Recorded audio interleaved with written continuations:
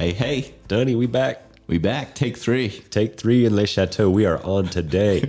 We're on fire. Yeah, for our listeners, this is literally our third try trying to get into an episode. And it's just been a calamity of error. Fiasco. Fiasco. It's been a Lupe fiasco, my friend.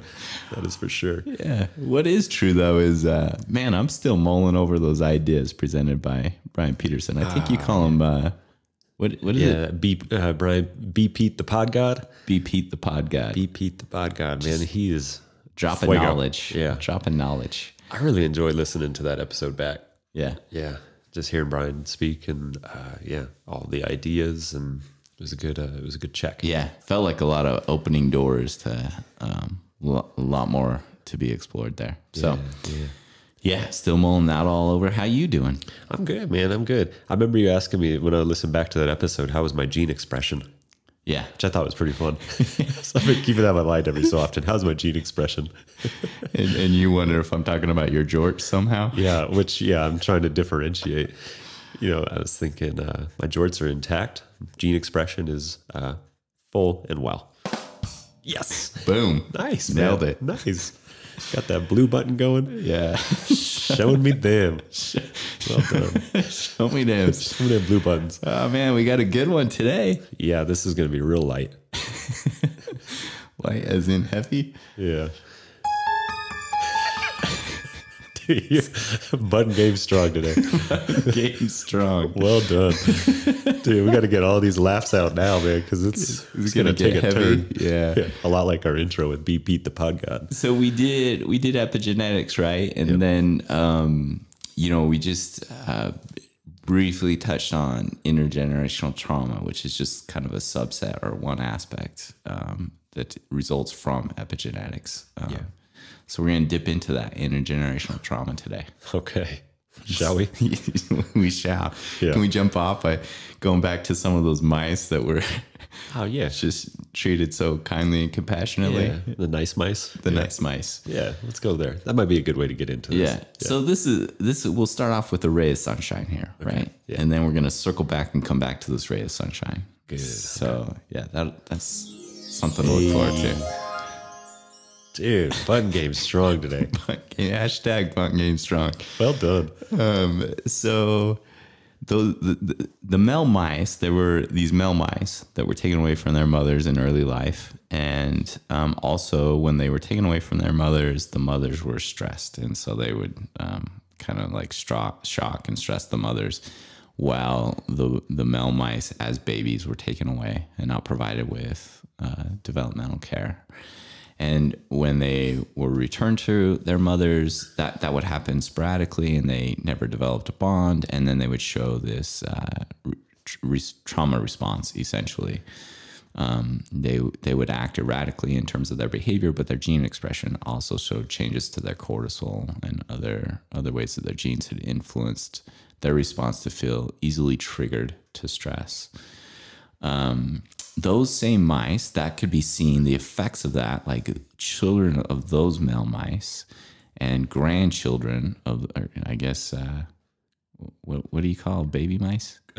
Micelets. Micelets? Yes, so like micelets. micelets and grand micelets showed the same stress responses as their fathers and their grandfathers. I guess what would you call a father mice and a grandfather mice? I'd probably just go with father mice and grandfather mice. Okay, there you go. Yeah. So the micelets showed the same stress response as where they inherited it from. The good news is the ray of sunshine here is that can be reversed. Ooh. And so they actually reversed this in the generations that followed by decreasing the amount of stress that the micelets experienced and producing enriching environments for them. And so what's an enriching environment, you ask? That was my question. Yeah. I have lots of ideas. Yeah. What is it? Oh, well, first off, I'm kind of thinking of Rat Park, right? Like everyone's just hanging out. There's a beach, maybe some mountains. Everyone's just playing. Down at Rat Park? Down at Rat Park. You know what I mean? Yeah. It's comfortable. It's safe. That sort of thing. Yeah. So it was low stress. That's the comfortable and safe piece of it. And then they would also put them in environments that had like multi-level cages and several opportunities for stimuli within the cages. And so they had basically more environmental stimuli available to them. Okay. Like a wheel. Like a wheel, perhaps. I actually don't know for sure. It could be just be the park that you just described. They could have, in the research lab, had Rat Park. Maybe it was Rat Park, yeah. So when they dropped the micelets off at Rat Park, they showed that the effects of the stress response induced in their father mice and grandfather micelets, it improved. Yeah. Well, there is a ray of sunshine. That is a ray of sunshine. Yeah. That is good to hear. So I was thinking it could be helpful. Yeah. If we just bounce back into a quick definition of epigenetics and then how intergenerational trauma relates to epigenetics specifically. Yeah. So epigenetics, I was thinking, was epi near the center, something like that? It's around. Yeah. Yeah. Okay. So then gene expression. And the thing that we look at is just how gene expression can be changed by experiences and environments. And so one of the focuses that came out of that episode was essentially looking at how trauma can be passed down generationally, right? And then one of the examples that you had spoken to in that episode was like children of people who were near 9/11. Is that right? Yeah. Something like That's that. one of them amongst others. Yeah. Children others. of people who experienced trauma, 9/11 being one of them. Yeah. Yeah, and so that was one of the broad examples. I remember you talking about just changes in cortisol levels, I believe is what it was. Yeah, in release to a stress response. So children coming out of that were born after 9/11, but near the origin of 9/11, had more vulnerability to stress in a biological way. Yeah. So there's a behavioral way and a biological way, and this is looking at the biological gene expression and what happens hormonally and otherwise. Yeah. Which, so based on that, kind of leads us to trauma. Trauma. Whew. Yeah. This is the heavy part, huh? Yeah. This is where there's a lack of ray of sunshine. Yeah. This is where we're going to circle back to the ray of sunshine. Yeah. Yes. So trauma, I think it'd be, for me in our field, in recent, maybe the last decade or so, there's this differentiation between big T trauma and little T trauma. And I don't know. Does that get spoken about in pop culture? Or I don't know. I think it probably is on TikTok these days. Is it? Just a guess. Yeah. I don't know. Just a guess. Yeah. Well, you're in touch with the kids. I'm just Coogee. Quick anecdote. This is weird. Maybe the ray of sunshine. Dan tried to say Coogee the other day and said Choogie. He tried to get it wrong on purpose and got it right on accident. I was trying to mess with it by intentionally use the wrong version. Accidentally used it right. So when I try and use it right, get it wrong. When I try and use it wrong, get it right. Get it right. Nailed it. Yeah, I love that. Story of my life. Yeah. So going back to the trauma, right? Big T, little t. I do think that differentiation is really important. And I do think it gets spoken about. Yeah. So big T trauma is like a specific traumatic event that occurs. It's most often what people think about in reference to trauma. It's what the diagnostic criteria around post-traumatic stress disorder relates to. It's where this event occurs that triggers a lot of lack of safety and fear and stress and induces that response. Yeah. Yeah, I always think of big T trauma as kind of how trauma is like classically understood. Yeah. Like war zone type experiences, violence, witnessing or experiencing, living through natural disaster. Yeah. Life-threatening events, witnessing a death. Yeah. Sexual violence. Yeah. These are all the classic big T trauma. Yeah. And so I think it's helpful to think about, when we think about this type of trauma, it's kind of like an acute moment with acute traumatic responses. And often these responses relate acutely to similar events or contexts, and some of the symptoms. So what do some of the symptoms look like, Cody, for big T trauma here? Big T trauma, linked to a specific event. One thing that comes to mind first off would just be like a great sense of anxiety. Mm-hmm. Yeah. Probably messed up sleep. I'm thinking maybe like a sense of trust that gets affected. Yeah. Feelings of disassociation, like disconnected from your body in some way. Yeah. Yep. Disconnected from the environment. Think of like irritability, just changes in mood. Yeah. Maybe even like kind of a brain fog or just feeling confused. Yeah. Yeah. Yeah. Yeah. So those are typical responses and often what's spoken most about. And I think historically, the way the word trauma is used, this is most often the correlate. Yeah. So then we move to like little t trauma. Yeah. Yeah. Little t trauma is different in that it's like a very one-off specific event that's different than maybe life as usual. And so little t trauma really kind of messes with our ability to cope or deal with what's going on as a result of repeated exposure experiences is what I would say. And so it might not necessarily be threatening or physically violent, but often are distressing in their nature. A couple of examples that come to my mind are like emotional abuse. And that can even look like just living in an environment with lots of ongoing financial concerns. Yeah, where there's like a worry about resources, shelter, food. Yeah, consistent worry. Yeah. This can also look like being in an environment, maybe like parents become divorced. It's really nasty divorce kind of thing. Bullying, maybe sustaining non-life threatening injuries. Yeah. Or just like consistent harassment. Yeah. So those are examples of little t trauma. So these mycelets that we were talking about, those were really little t trauma, like being removed from the mother for a period of time once wouldn't have induced much. Being repeatedly removed and having the mothers stressed while removed, limiting their availability to offer connection when the male mice returned.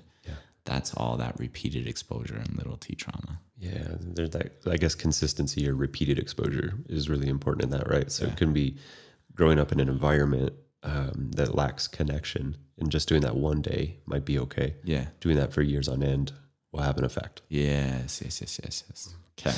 So then what do symptoms look like here for little t trauma? Yeah, I mean, they're not that different, right? Yeah, so the thing that comes to mind is like anxiety, irritability, problems with thought or like memory, difficulty with sleeping, maybe just feeling kind of fatigued. And then just like maybe increased aggression, something like that, rage, kind of flying off the handle quickly. Yeah.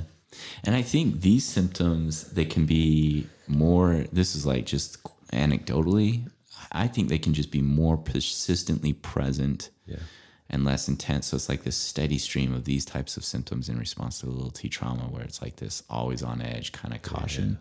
Whereas PTSD and big T trauma type stuff can really relate to specific contexts, specific situations, or just intrusive thoughts that put you in that situation, not this like low-lying level of this persistent hyper-awareness. Like just below the surface all the time.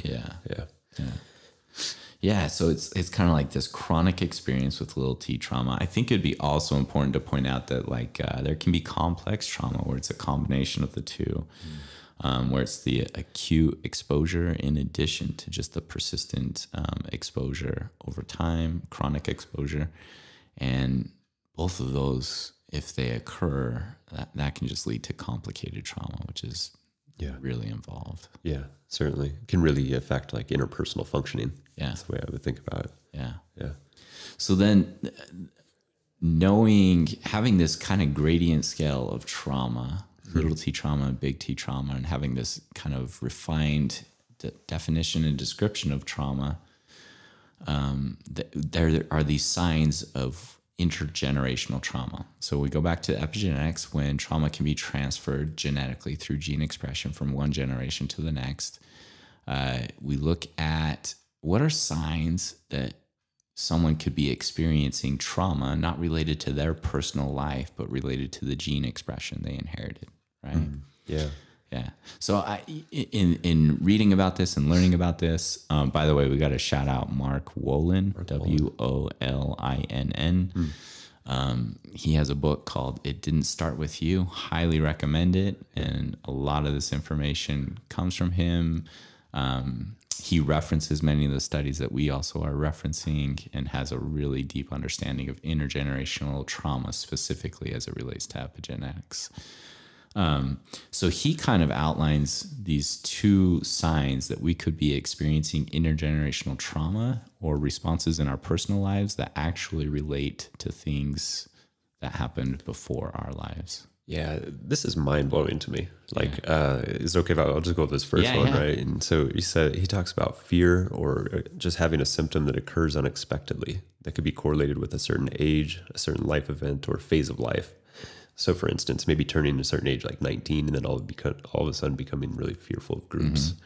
Like, that's mind blowing to me. Yeah. Yeah. He has an example of one case that he worked with this woman who had a child and then became like prior to having a child, hadn't experienced any symptoms of mental disorder or mental health issues.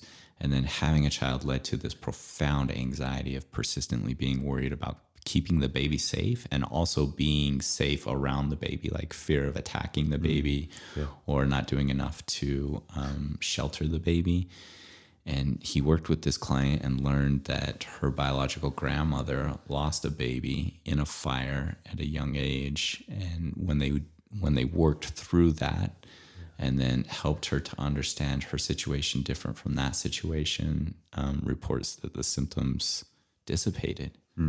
Yeah. So like this life event or an age, if we have a sudden onset of something related to a phase of life or some specific age that comes up, that's a sign of that intergenerational trauma, right? Yeah. Yeah. Just showing up kind of out of nowhere in a way, which can be real confusing. And then to go back to Woolen's story, it seems that by bringing awareness to that was really helpful for this person. Yeah. They could sort of see this link. Yeah.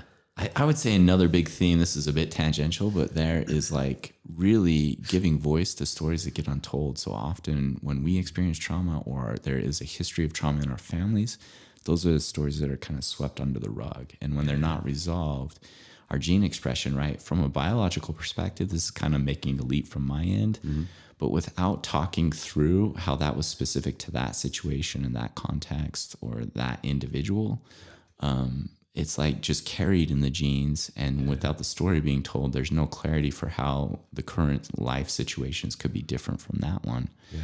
And so the genes carry that desire to protect it from potentially happening again. Yeah. So like, I'm just thinking of like that epigenetics thing, right? So just like you're saying, the gene carries this thing, it gets passed down. I've got to save myself from a situation like that again. Yeah. And if you can verbalize that, come into contact with that, I would think that you could develop some clarity. And then we'll go through practical strategies at the end of this for how to not respond to something that doesn't relate to your life or your experience. Because your body's just trying to learn how to not find itself in a situation like that again. Yeah. Yeah. Yeah. Again, that gene environment interaction there. Yeah. Yeah, it's fascinating. So another sign of that intergenerational trauma, right, is like a propensity to feel certain ways during vulnerable moments.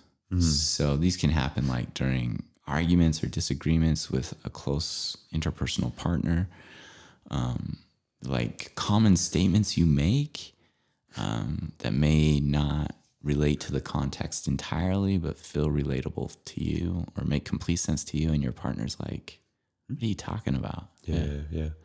So these can be kind of generally made statements in a way. Yeah. So the way I hear that is almost like default emotions in situations, default feelings, and then kind of almost like default phrases. Yeah. Default phrases is a great way to say that. Yeah. Like, I'm not good enough or something like that. I don't know. You don't see me as good enough. And if you're constantly saying that when your partner is actually saying something contrary to that, there may be something to that for you. That might be inherited in some way. Yeah. Wanting to feel good enough, not specifically tied to your current experience. Yeah. So then if any of these signs show up, what do you do with this? Go to therapy. We all need therapy. We all need therapy. Yeah. So let's do that. Practical ping pong. Yeah. Right. Like bounce back and forth. Suggestions. P3, practical ping pong. Yeah. And admittedly, I got one we're going to land on that at the end. Yeah. I think for me, it creates such a curiosity. Yeah. And I think would be really enticing to incorporate. Yeah. Let's hype it up a little bit, huh? All right. Yeah. All right. But before we get there. But first. Yeah. So what's first on the docket for ping pong? Why don't you serve? Come on. Practical application ping pong.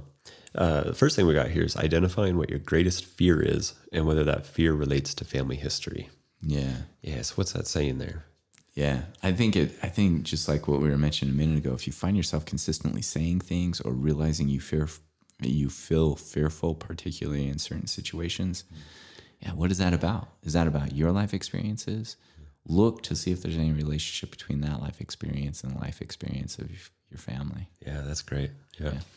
Second one, what common phrases do you use during vulnerable moments? Like if you're feeling isolated, what is it that you're telling yourself? Or if you're in an argument with a loved one, what is it that you're saying to that person?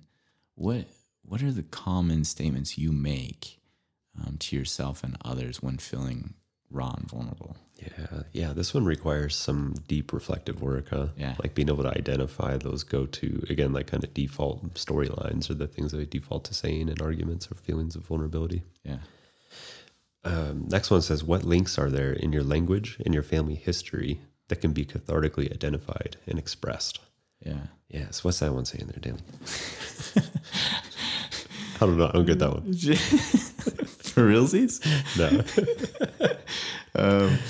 It's just like talking it out, right? So if, it's kind of, we kind of shared this example a moment ago, but if someone consistently says, I just don't feel like you value me or worthwhile, and the partner's across from them saying, I love you, I value you in this, and this way, and they still feel that way, that's important to note that feeling is valid, but it may have a deeper context to it. And then saying, oh, was there an experience in my family history?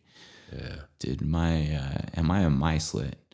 And then my grandfather mice, feel not worthwhile? Or did he lose his job in the Depression and then feel like his role as a protector and provider, if he defined it that way, was that compromised and he felt like he couldn't provide worth and value to his family? Yeah. And am I actually sharing his story, not mine? Yeah, it's fascinating. Like, again, just observing what feeling shows up based on a context. Yeah. And again, that might be inherited. Yeah. What about the next one? Next one's a little easier. So what enrichment can you consistently incorporate? So these are the mice that had the enrichment cages, right? Yeah, Rat Park. Yeah, Rat Park.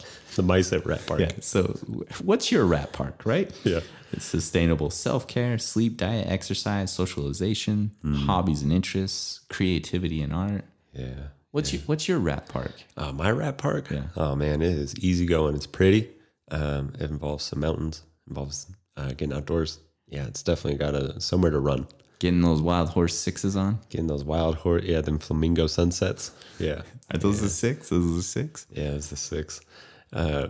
I think you just like them because you're an Enneagram 6. Yeah, I do like how those both line up. And I try to put the number 6 in anything I spell. Yeah.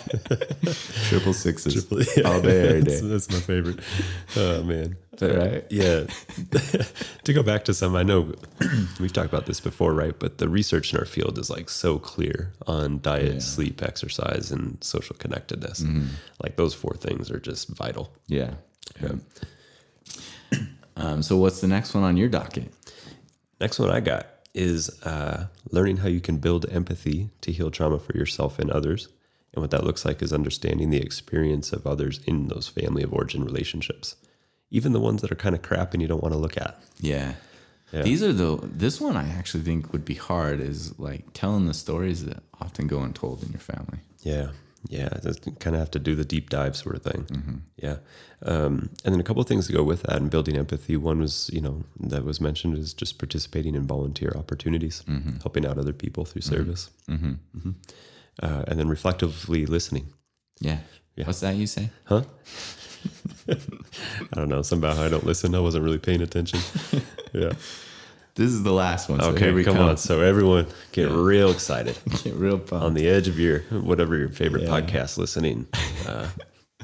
Piece of furniture is. Maybe a car seat. Bouncy ball. Yeah. Car seat. Get on the edge of your car seat. Maybe sit on the hood of your car. Who knows? Come on. All right. What's it going to be, Dan? Honestly, I think it would be pumped to for everyone to do a genogram. Oh. Do you have the DJ Khaled? I don't. Button? I don't have one of those. I'll just do this. We hype everyone up and then just drop them. Instead of Yeah. Yeah, there you go. Oh man. So This is really cool though. yeah, like creating a genogram. And so you use this occasionally in therapy, right? Yeah. Or in assessment. Yeah, I use it in evals a lot. Yeah, genograms basically is just a visual representation or a map of your family, right? And then so in evaluation, something we would do is map 3 generations of family and then look at those patterns, right? So some things that we commonly look at for everyone on the map, we would look at age, we would look at gender, sex, medical history, educational history, mental health history, drinking substance use history, and then just map it out for everyone. And then try to also identify what types of words would be used to describe a relational quality. So like this relationship was really absent. This relationship was really close or something like that. Yeah. Just to understand those relationships. And then it's kind of fun. At the end of it, you step back from it and I would just ask, I would turn the genogram to the person and just say, what do you see? Yeah. You know, like, what do you notice here? Yeah. And that list of things you made, like for here, if you were going to incorporate what we've been talking about today, you'd be specifically looking at that and then say, what big T or little t trauma experiences happened for this person and this person?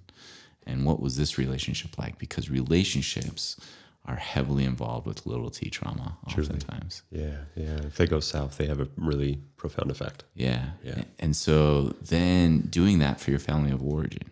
And so, yeah, you pair that up and you look at it and then you see, does any of that language I use in those vulnerable moments, or does my greatest fear or the fear that I would think would be the greatest for other people, does that show up in any of these other experiences that I've just defined in my genogram here? Yeah.